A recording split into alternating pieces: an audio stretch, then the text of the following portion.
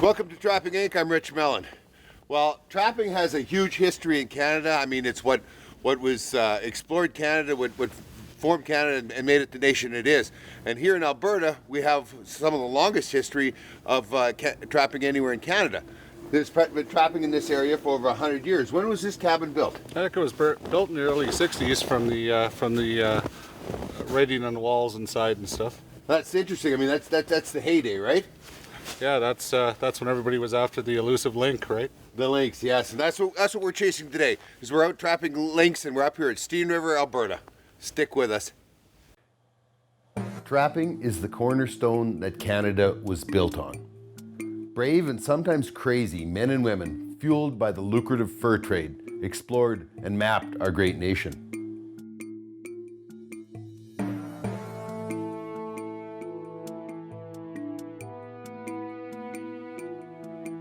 Hundreds of years have passed since then, but trapping still remains vibrant, strong, and steeped in the ancient traditions.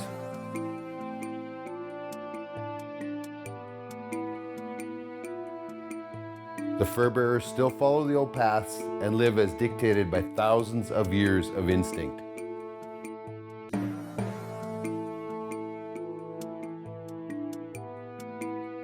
Fur only gets prime in the harsh temperatures of winter, and trappers must respect and prepare for the weather. Trapping's past is firmly rooted in history, but today, the gear and techniques have changed. Canada is still known for the best wild fur in the world, and today our pelts are sold on the global market.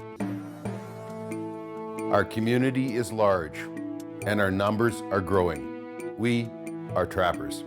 This is what we do, and where we belong. Join us in our adventures. Welcome to Trapping Inc., the face of today's trapper. Looks like we got something here. There we go. Oh! Nice big Hang on one. a second. Let me see all this. Also, Lynx, and he actually went into the 330. Yeah. Do you catch lots of them that go into a 330? Usually we'll catch about 2/3 to 1/3 in snares versus traps. Yeah. But it's about 1/3 of the time you catch them in conibears bears. I don't catch many of conibears. No. That's a fact. Nope. No. Yeah, about 1/3 of mine are caught. And this is a nice straight kill here. He didn't live very long. He didn't move. Yeah. Stayed right there. Yeah. It's not a big link. Yeah. Nice fur. Beautiful. Beautiful color, huh? Yes, very nice. It's very bluish, like they. Yeah.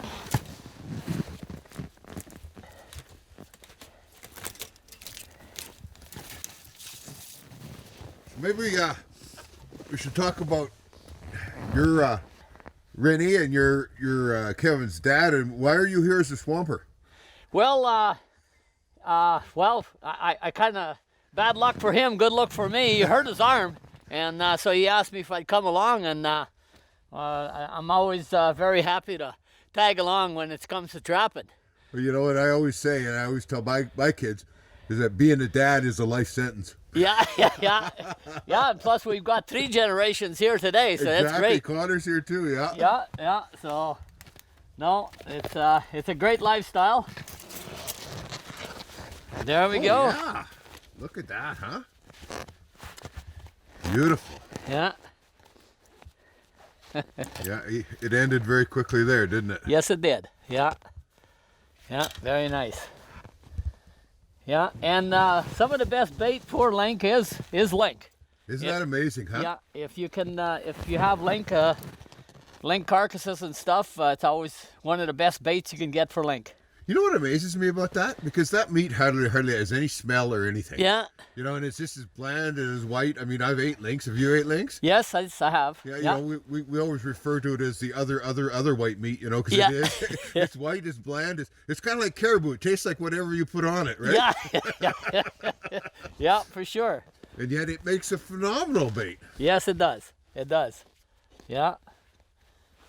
Beautiful, beautiful fur. Yeah. Yeah.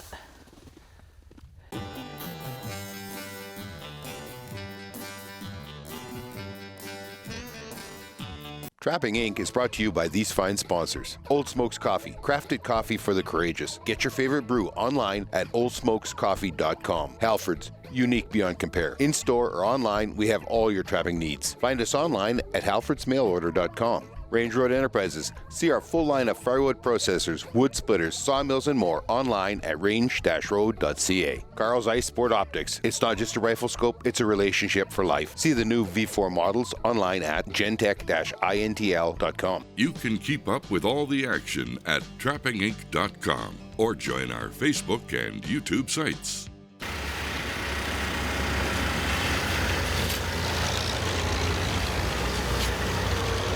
This looks unbelievable. And not very often you'll see this. It looks like a wolf and a corner bear.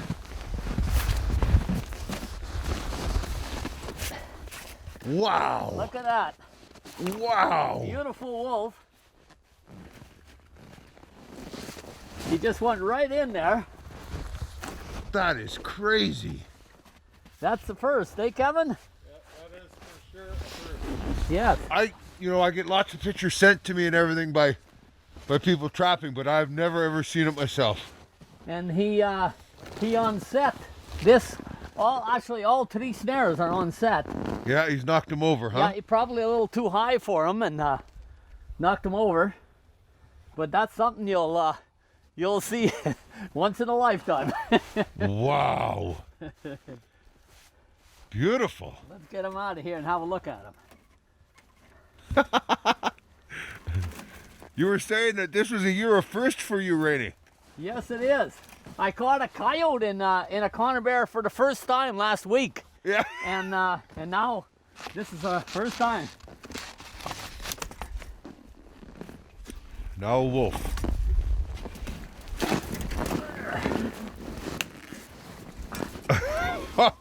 And not a small one either. No. It's a good adult, that's a fact. Yeah. Look at that. Isn't that something?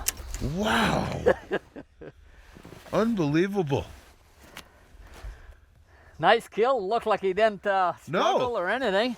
No, you've got no, there's no swelling or anything, man. It's done deal. Yes. Yeah. I had never seen that, man. Wow. Everybody wants to know will he kill him or not. I say, yeah, but you'll never catch one. Well, now I got to take that back. Yeah. Most of the time you won't catch one now. Yeah. There's a good chance you won't catch one. Well, when you think about that, how many of these bait stations have you got out here? This is a light year. We probably only have about 60 this year. I've ran as much as 85. Yeah. Yeah, so I've never seen this. Have you ever had a wolf even pay any attention to one? Yeah, I caught 2 wolves by the nose and a lynx snare around these stations before. One of them was a small enough one that we got him, but Yeah. the other one broke off. But other than that, yeah, that was the. Never had one take and shove his head right in the No. trap. No, typically they won't even, like you say, pay attention. They just keep going down the trail. Yeah, yeah. So he knocked down all of the lynx snares. Yeah, turned them all to the side.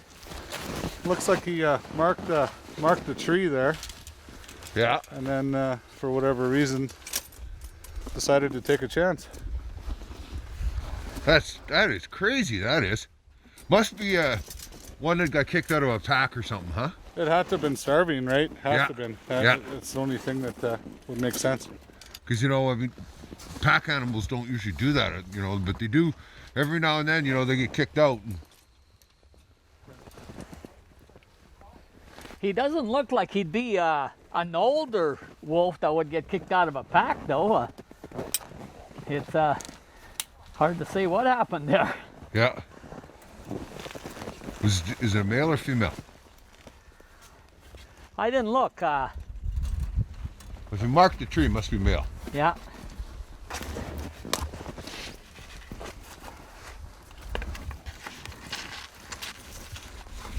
So there's why that stabilizing stick in there is so important. Because he had to shove in with it and hit almost with his chest, right? Yes, that's right. Before he knocked that off, and if that trap moved or rocked or whatever, it would have scared him out of there. Yeah.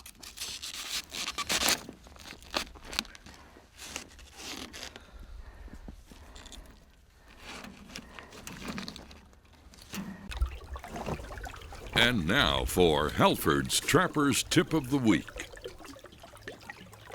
Some chores never end out on the trap line, and keeping your trail clean is one of them. You've seen me use the old machete so many times when I'm cleaning up willows and alders and that in the summertime. Works so good. But as the winter goes on and you get that snow that's pulling down the willows and alders, and they're frozen willows and alders, and they're a couple inches in diameter, there's a lot of shock involved in hitting that frozen wood, and it doesn't shear, it doesn't cut it quite so well. So a buddy told me about this. It's called a baco, and it's a brush axe, and he told me about how good it worked for him. So I borrowed his. And what it is it has a replacement blade. It's very, very sharp. You can two-hand it, so if you've got a 3-inch spruce down across in front of you, you don't have to drag out the chainsaw. You can two-hand it. There's a lot more heft to it, so you get a lot less shock, a lot less vibration, a lot less work involved. This has worked fabulous for me. It's a brand new one because I managed to lose my buddies, so I'm replacing it, but I'm getting another one for myself. That was Halford's Trapper's Tip of the Week.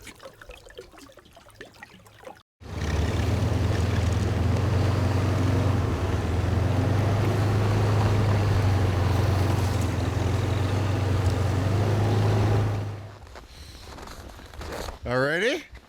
Here we go. He came down the line here. It looks like he went around all 3 stairs and didn't Oh, he get dodged caught. them all. Look at. Isn't that something? Do you suppose that's the snow, Rennie, that allows him to get him around, or? Yep. Yeah. And see, these were set a little high because it was snowing a lot, eh? Yeah, I mean, it didn't snow enough to make up the difference. That's right. Yeah. Yeah, okay. And yeah, he snuck in the cage there and he got caught on the way out. Oh, I've never seen that. Yeah. He must have climbed the tree and jumped in, right? That's exactly what happened, though. Yeah, he was coming out. Yeah, because the trap was like this, so he got caught on the way out. So he must have climbed in there. So a good example why to leave the top open. You would have never caught this link otherwise, right? If a lot of people put a spruce boughs and they cover it, and well, you would have missed one here, right? Right.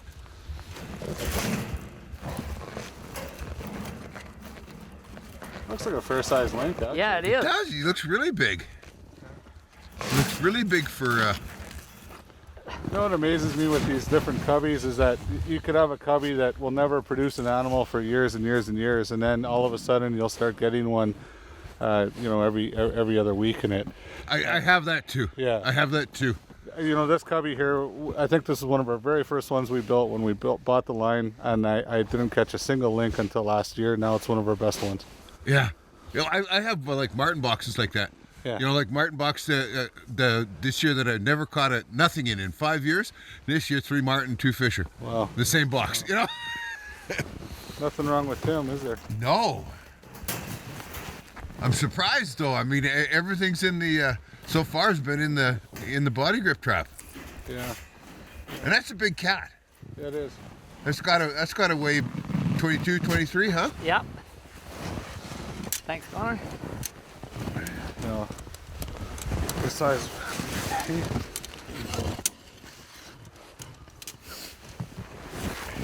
That's not an easy deal to figure. Nope. No, sometimes you could see right away, but not there. Yeah. Some toms you can actually see where the testicles are, but most often, even when you skin them, it's a pretty good guess what you're skinning. I think we have a very sturdy cross piece here. He might have just jumped in and onto this piece and down inside.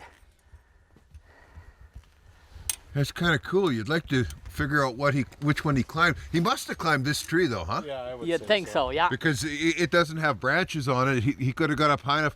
So Actually, did he you could bend see over? You could see his claw marks right here, maybe, and yeah, I would say. You know, and did he bend over that very top of this here? Yeah, it wasn't like that before. So maybe he bent this over here going in, huh? That's very cool. I had a lot of comments last year. I think you showed one that was suitcase like that, and I had people make comments that it was an improper catch, but I think people forget how fast the reflexes are on these animals, and when they want to go through at full speed. In my opinion, that's not an improper catch. It just Absolutely happens. not. Because for one thing, the front set of jaws here, that is across the rib cage, and it instantly it's constricting their ability to breathe. Right? You can see that he didn't struggle. It wasn't a long process. So No. And you could always verify that if there's nothing on their mouth. If their mouth is dry, they didn't gurgle, they didn't slobber, No. it was over right away. yeah, exactly. Yeah. Exactly. Trapping Inc. is brought to you by these fine sponsors. Old Smokes Coffee, crafted coffee for the courageous. Get your favorite brew online at oldsmokescoffee.com. Argo, go anywhere. Argo Extreme Terrain vehicles conquer any season, any terrain. Join us online at argoxtv.com. Midland Radio, communication for every adventure. Find the all-new X-Talker online at gentech-intl.com. Alberta Outdoorsman Magazine, Alberta's only hunting, fishing, and trapping magazine. Online at albertaoutdoorsman.ca. You can keep up with all the action at trappinginc.com or join our Facebook and YouTube sites. There is another option too with these cages. If you do find trees that are closer together, you can take your safeties and use them to hang on the wire. Oh. And then tie it to the tree. So, you can use your safeties and just click them on to the height that you need. And that's what's another nice thing about these No kidding. cubbies. I remember you saying that you liked the 54-inch stucco wire. That's what this is stucco wire, right? Yes. And you like the 54-inch tall. Why was that? To keep the birds out. So we have a piece of bait hanging here, as you can see. If a bird wanted to land in here to grab the bait, they would have to, flapping their wings, land here. And there's enough distance between there and there that it seems to keep them out. Yeah, makes it much more difficult. Yeah, so if you had 48-inch wire, it'd be this high. You would have to put your bait essentially at the top of the cage. The birds will always land on it. They'll always perch on it, and they'll always eat it. Yeah.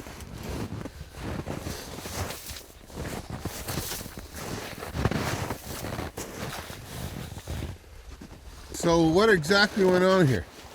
Well, it looks like we had a link, and it caught the attention of a wolverine, and then the wolverine got caught in a snare. And there's a lot of chaos going on here.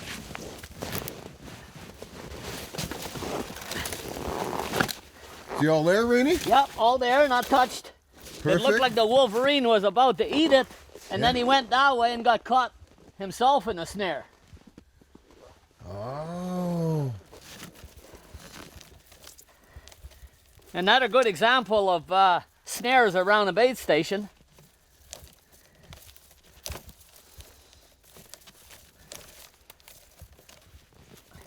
So one thing we got to talk about here is the kind of lock that you use on your snares as well. Looks like you're using the micro lock, right? I think they call that is it Kepper? I'm not sure how to pronounce it, but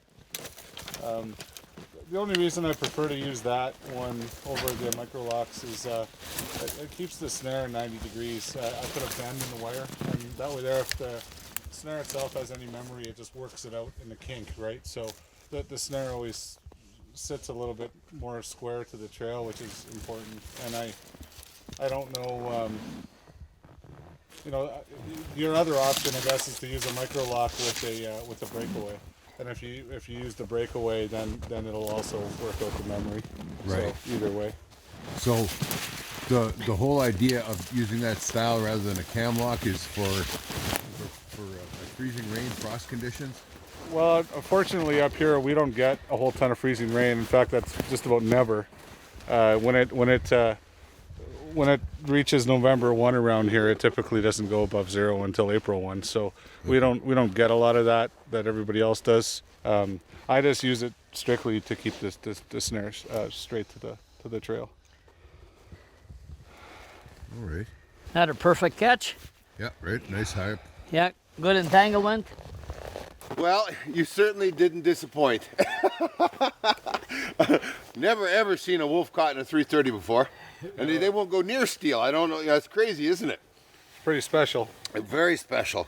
The Wolverines, you're talking about, the no big deal that he got out of that snare. You'd probably catch him again in the 330, and you did. Yeah. The Lynx, the giant fish are just a spectacular day. I think it was too. Yeah. We're starting to get some snow here. Up here, this far north, we get serious winter. It's not like the gentrified stuff that I get a little bit further, about 6 hours south of here, but it's real winter up here. Anyway, we'd sure like to thank you all for sharing the time with us today. And I want to thank you folks very, very much. Thank you. Thank you. Thank you. Thank you, big guy. And we'll hope to see you guys down the line.